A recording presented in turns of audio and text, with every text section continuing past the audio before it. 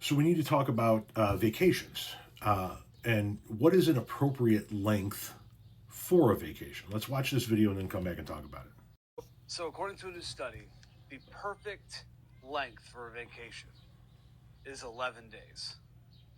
And the perfect length away from home that vacation is 3 hours.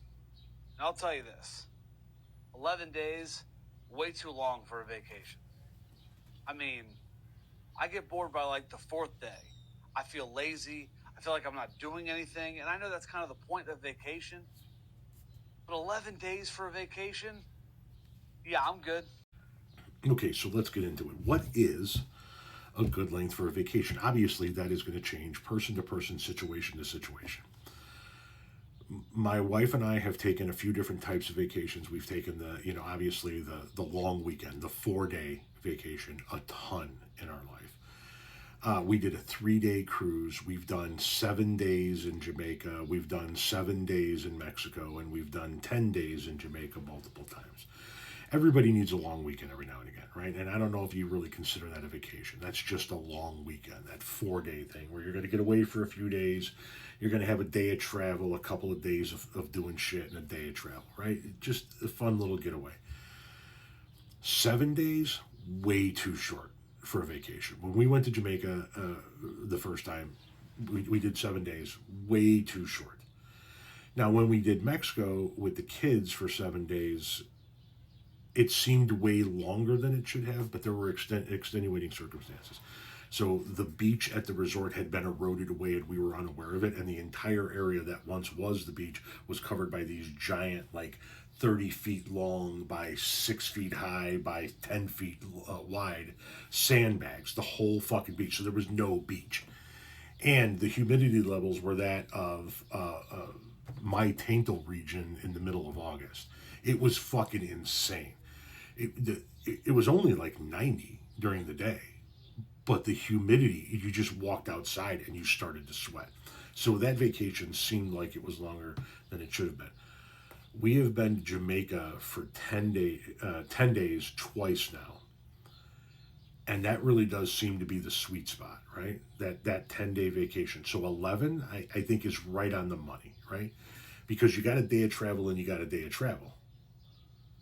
So you don't really have 10 or 11 days. You got to factor 2 days for travel. Then you have the portions in the middle that are your actual vacation. 11, 12 days. 12 days I think would be a really good vacation. Day of travel, and 10 days.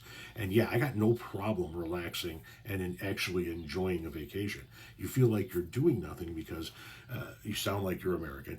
We in the United States of America have been programmed to believe that if we're not working, if we're not doing something, if we're not being productive, then there's something wrong with us. And that's simply not the case.